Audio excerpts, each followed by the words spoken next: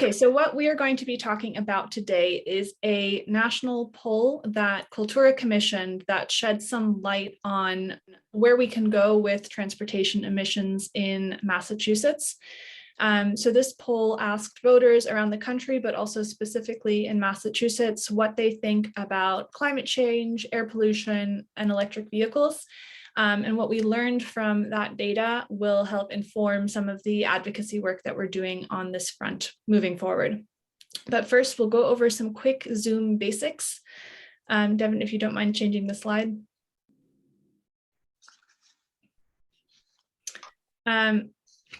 Looks like we skipped a slide, but basically, if you have any, if you're having any trouble with Zoom, feel free to go to the bottom and click leave room. If you think you're in the wrong breakout room, you can also do that. And then my colleague Kate in the main room will send you where you need to go.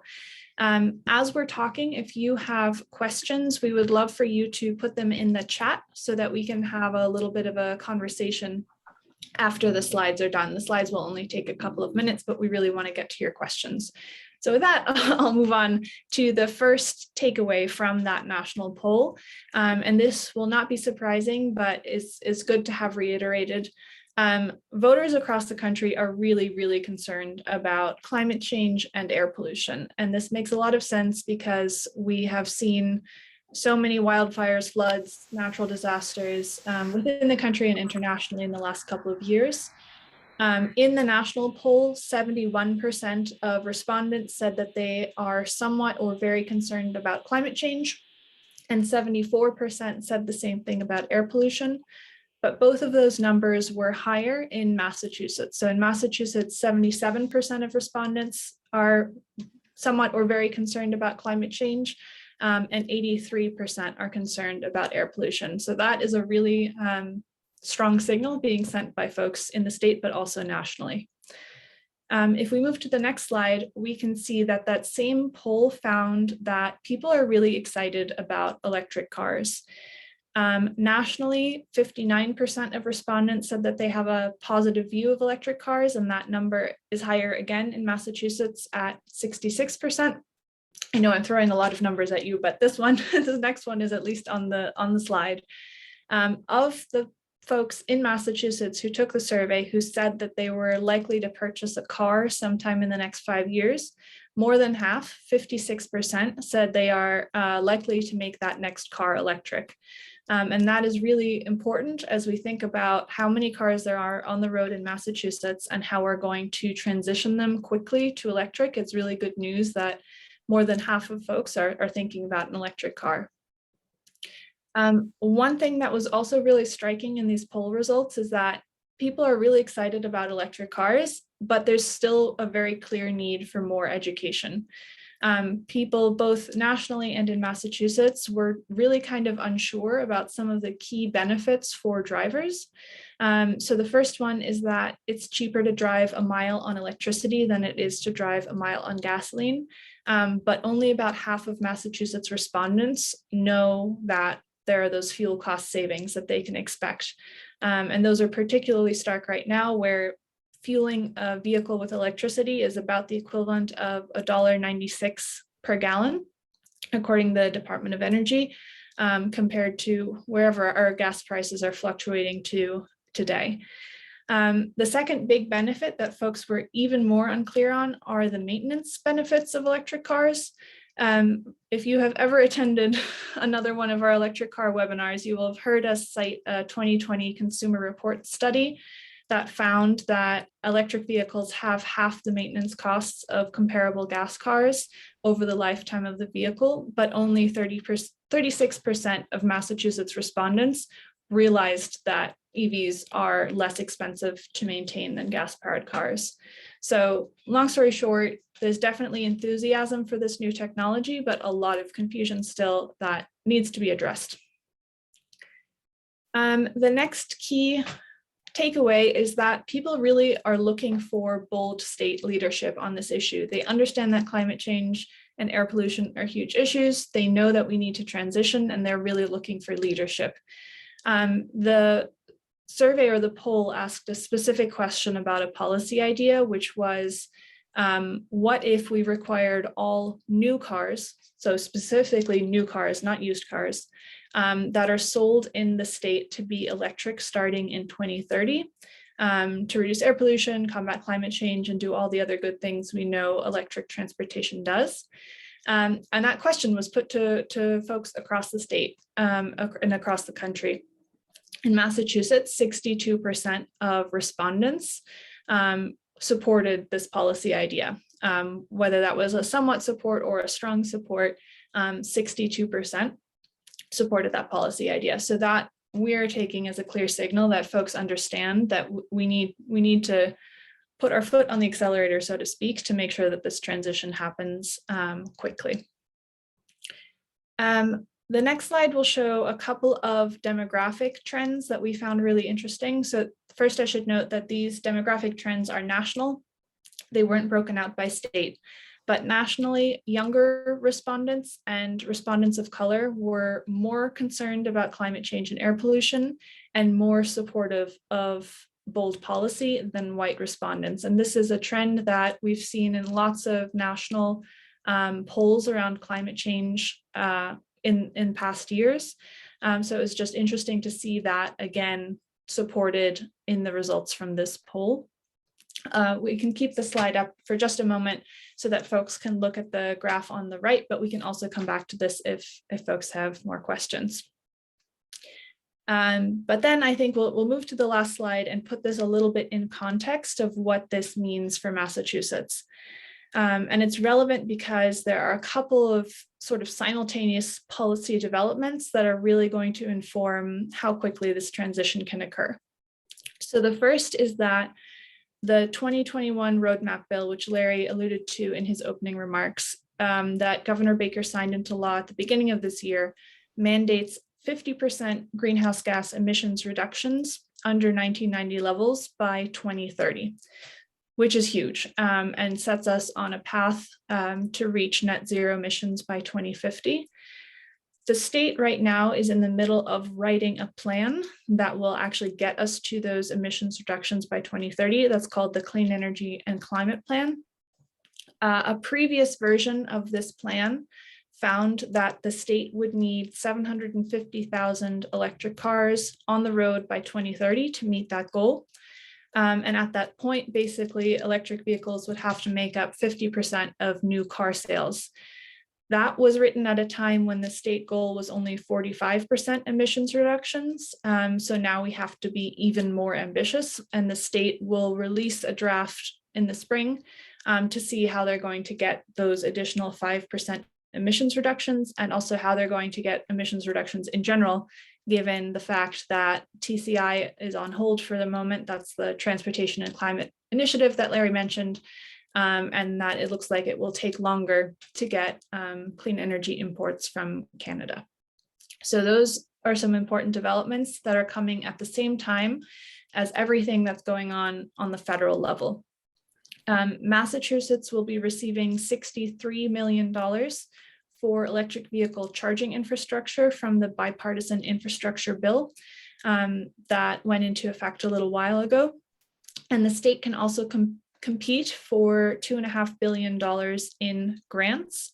And there might be even more funding for infrastructure in Build Back Better whenever that takes its final form. So we mention infrastructure specifically because that's something that, as it becomes more widespread and more visible, really increases people's confidence in their ability to make the switch to an electric vehicle. But there's also lots of other good stuff around electric buses, particularly electric school buses, and other efforts in that bill that we could talk about another time. And then finally, I want to mention some developments at the Department of Public Utilities. So the three investor-owned utilities in Massachusetts, National Grid, Eversource, and Unitil, have filed plans at the Department of Public Utilities that detail how they want to be involved in this space in the coming years.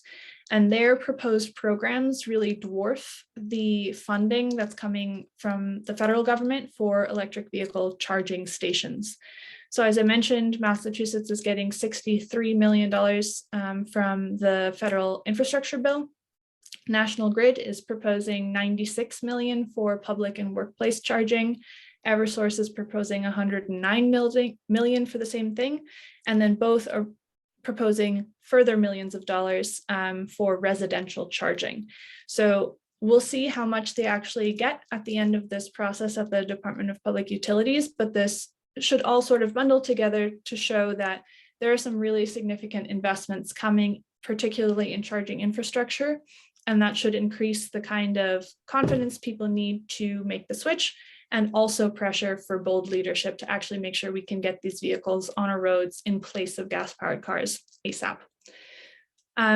So that concludes our slides. I'll turn it over to Matthew real quick to see if you would like to add anything from a national perspective about any of the stuff that we've talked about, and then we can move on to questions in the chat.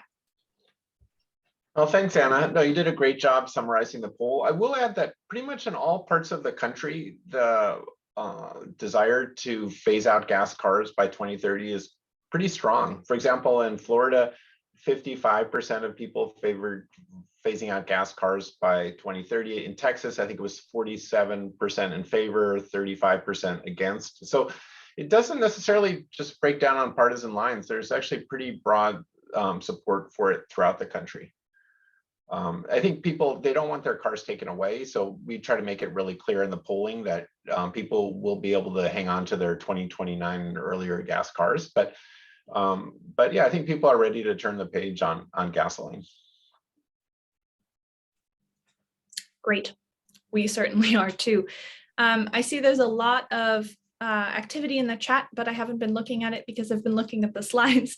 Devin, are there any questions that we should jump to first? Let me take a peek. Hold on 1 second. I'm actually scrolling up to the top myself. There was one question whether the policy idea that people were asked about specifically includes plug-in hybrid electric vehicles. So these are vehicles that have a plug but also have a backup gas tank, and the answer is yes. Under that particular idea, they would still be permitted after 2030 because we know that not everybody is ready to make the switch to an all-electric vehicle. But one thing I would say is that if you look at the data of the More EV state rebate and just generally registration data, drivers in Massachusetts are leaning towards pure battery electric vehicles a lot more than plug-in hybrids. So it'll be really interesting to see if that trend changes in the coming years. Oh, now we have a question from Rachel, and she says, does anyone have any idea of timing when the DPU may make a decision on the Eversource National Grid filings? My understanding is that that will come out in June. It's a year-long process. We are actually officially interveners in this process, so we're preparing our own testimony right now, and our briefs will be coming later in the year. If you're interested more in that process, we have a blog post that we wrote when it started. We'll be writing many more, but right now we're in the stage of everybody is reading what everybody else filed to write their own testimony, but it will take a while. So I think by June, we should have more information, which coincides actually with the Clean Energy and Climate Plan. The state has to finalize it by July 1st. So July will be a very busy month as we read through the new plan and also whatever comes out of the dockets at the DPU. Okay, so it doesn't look like we have a lot of poll related questions just quite yet. So if you're shy, don't be and ask those questions. But in the meantime, Jack wants to know if we know if they've worked out the Bolt issues and when they will be selling again. We actually, Devin, do you want to answer that question? Sure. So they have figured out what the issue is with the batteries. It's just a matter of making sure that issue is fixed with all the cars that have been sold and will be sold in the future. So there is still a stop sale, but to my knowledge, there isn't a date that they're going to start selling again. But the good news is that they know exactly what the problem was. It was a problem in the manufacturing process, not the actual design. So they have restarted battery production. And now we're just, I think, playing the game that everybody is playing about how long does it take to get things that are manufactured to the places where they're needed.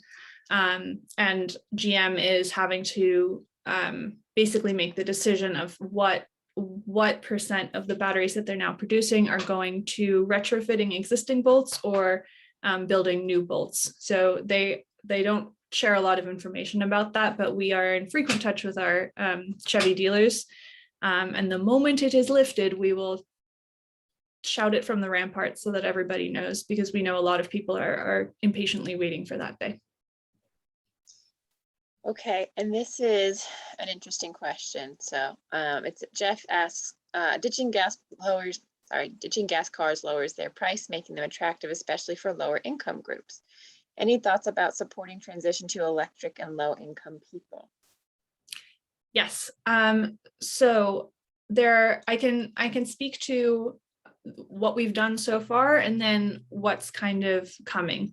So in terms of what we've done so far, the Massachusetts state rebate right now is not set up in a way that everybody can really access that incentive. So right now, the way it works is you go and you purchase a new car or you lease a new car, and then you fill out an application online and receive a check in the mail 3 months later.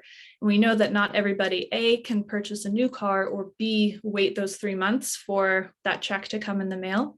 So we are part of a coalition of organizations called the Zero Emission Vehicle Coalition that has been advocating for that rebate to extend to used vehicles so that used cars actually stay in our state and therefore bring their public health clean air benefits in our state, and also make electric vehicles more available to more folks. And then B, make it point of sale so that you receive the rebate right at the point where you're purchasing the vehicle, rather than having to purchase the vehicle, fill out a form, and then get a check in the mail later. There have also been discussions around making it means tested or adding an adder for low and moderate income drivers. There are a couple of bills that are at the State House right now that have had an initial hearing, but have kind of been put on hold because of all the discussions around ARPA and also offshore wind, but we hope that they'll be taken up in the spring. That would do some of these things. That would specifically direct the More EV rebate to do more outreach to those communities, and otherwise just make it more accessible to those communities. So that's something that we've been working on actively.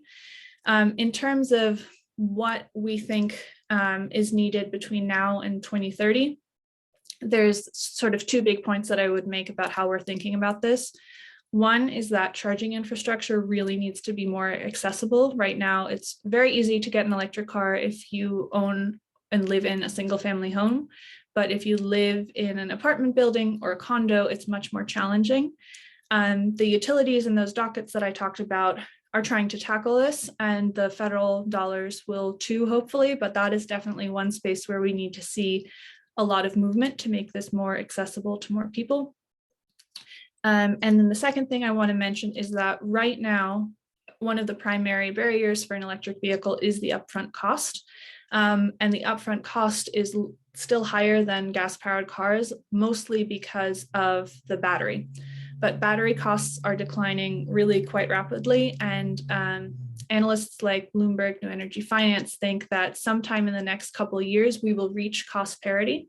So at that point, when electric vehicles are as expensive to produce as gas-powered cars, and therefore the same price at the point of purchase, this will be in a whole different ballgame, basically, for this conversation.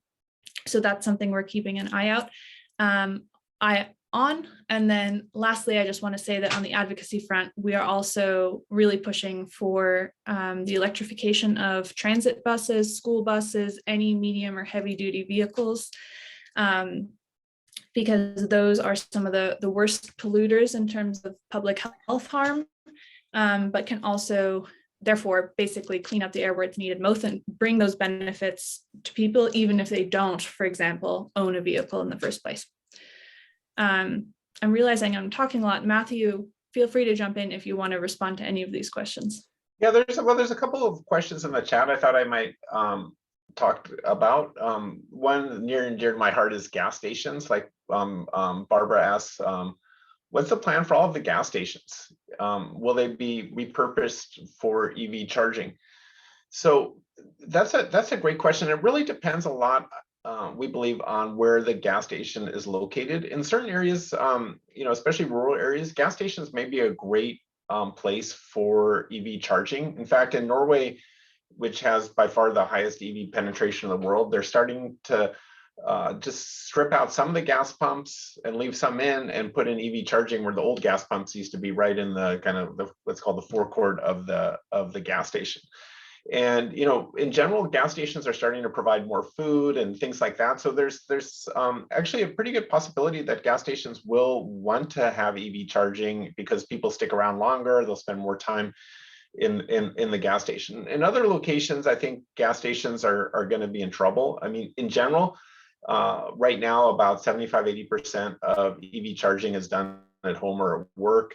And so, all those people used to fill up with gas. Now they're going to be charging at home. So that means that the overall market size for vehicle fueling is going to be smaller. So, it might shrink quite a bit for a lot of stations.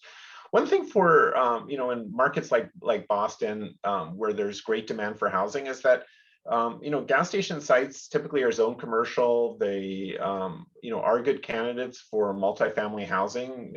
And, so in many cities, they're starting to be redeveloped for housing and other purposes that are needed more. Anyway, that's a little bit about that. I'm happy to answer any more questions about gas stations.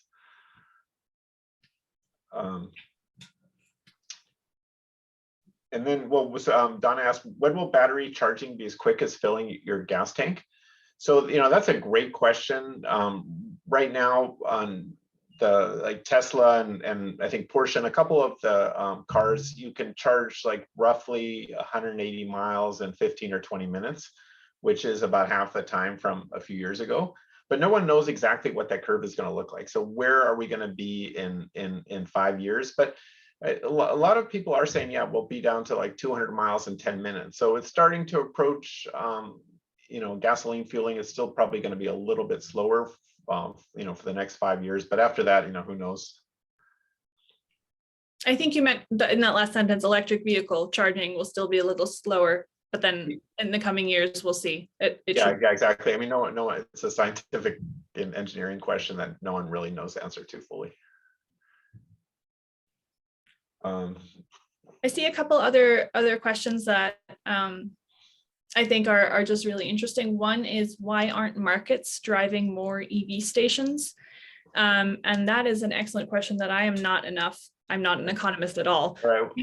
That is a difficult question. Matthew, actually, do you want to take it? Yeah, I'll take that one. So in Massachusetts, as in most of the rest of the country, 99% of the cars on the road are gas cars. So just the overall size of the market is much smaller. And as I said, most EV drivers charge at home. So it's not a fabulous business proposition right now.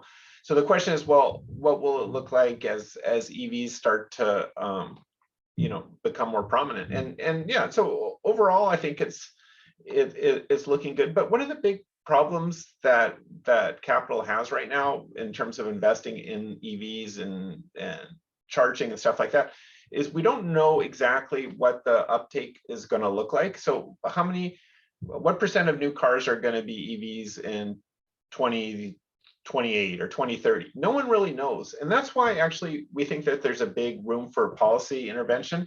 So because if we can tell everyone with certainty, hey guys, in 2030, all new cars have to be electric, then the automakers can build to that and know, okay, yeah, we have guaranteed, we're going to need, I think in Massachusetts, roughly 300 something thousand new cars are sold a year. So all of those are going to be electric. So we know that.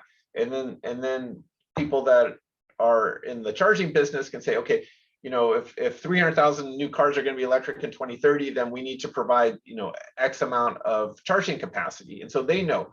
But the situation we have right now is that there's a great deal of uncertainty about how fast the conversion to EVs is going to go. And so what happens is then companies are more likely to kind of wait in on their investment. Oh, I'm not sure. Let's just wait and see for a while.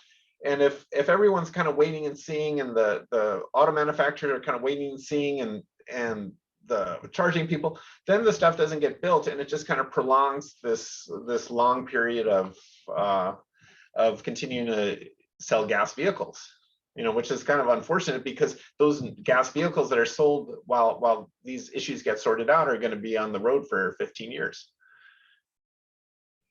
I want to jump off of that real quick to mention one thing that I should have mentioned in the presentation, which is that this question that was put to people was around the date 2030.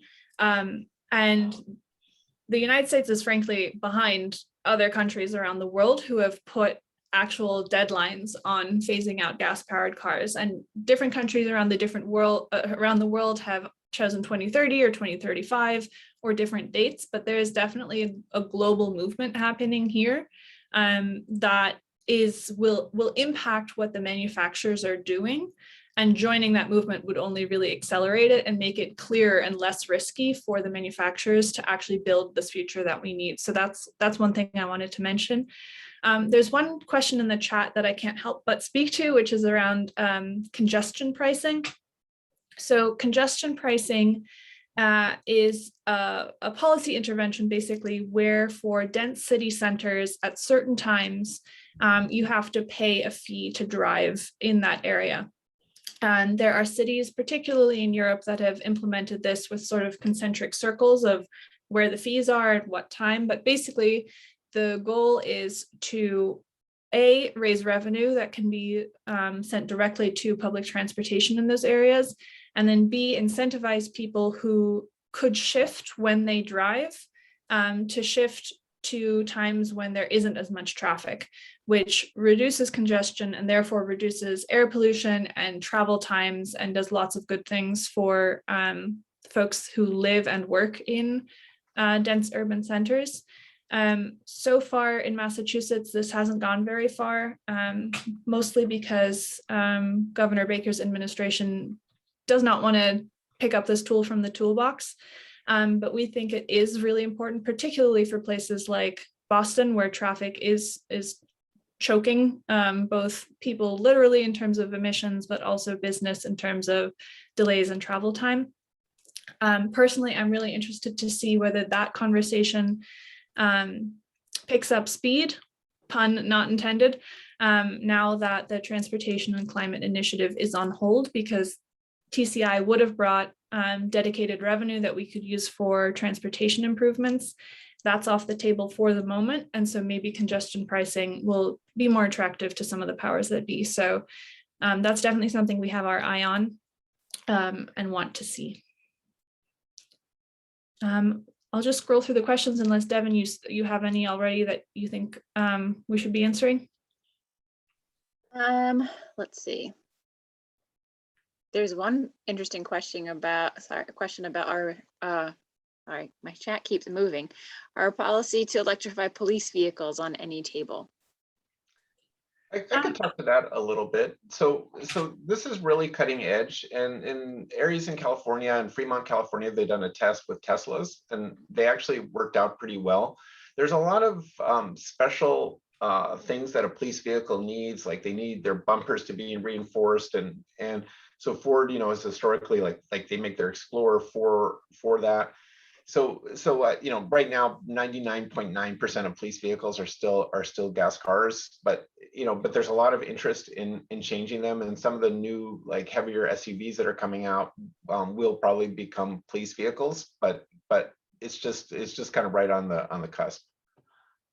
But police vehicles, they drive a lot, and so they use the lion's share of gasoline used by public fleets. So that's it would be a really big move if we could get those police vehicles converted. Oh, looks like someone says that Topsfield, Massachusetts has an electric Mustang police car, so they have a Mach-E, which I can see that looking like a police car, so that makes sense. One thing I want to say on this front is that Massachusetts has talked a lot about municipal and state fleets leading the way. And that's definitely something that we need to see. I think where municipal or state fleets have a particular potential to lead the way is on medium and heavy duty vehicles. So DPW trucks that are hauling stuff, trash trucks, street sweepers, and buses. I'm just going to keep coming back to buses because anything that runs on diesel or is that large is having an outsized impact in terms of public health benefits. And having something that's electric that people can see really helps awareness and education, because if people see an electric school bus, they realize, okay, if that made sense, then an electric car for me makes sense. So that's where I would put the emphasis on that one. Massachusetts, I should mention, does have a bucket of money basically for helping municipalities make the switch. It's called Mass EVIP, Electric Vehicle Incentive Program. I haven't checked it recently, so I don't know how much funding is available in there, but I wouldn't be surprised if some of the federal dollars that are coming down get put into those buckets to help fleets electrify. We also have a question from Elizabeth, and she says, will there be marketing campaigns in Massachusetts to let people know about our goals and how to participate, and with progress updates? So if the question is the state going to market the clean energy and climate plan and make sure that people know about that? I don't think that is necessarily a strong suit of state government. And all of there are public meetings around the clean energy and climate plan where people can do public comment. And I know that the state has tried to hold them in different places before the pandemic. Now that we're still virtual, they're largely virtual, but they've been doing a better job each time of making sure their materials are translated and there's simultaneous translation going on. So there are opportunities to participate. And as soon as we know when those next sort of public sessions are, we will definitely post about them on our blog, and we'll be there, and we hope you can be there. In terms of a marketing campaign around the vehicles, that I think is sort of TBD. I think the state is trying to figure out what its role is there and what the electric utilities role should be there as well. What I can definitely say is that we will be running a marketing campaign as we have been. We do lots of electric vehicle education. We have electric vehicle 101 presentations or deep dives into certain topics. We have virtual coffee hours where you can talk to real EV drivers, many of whom are on this chat. I recognize the names.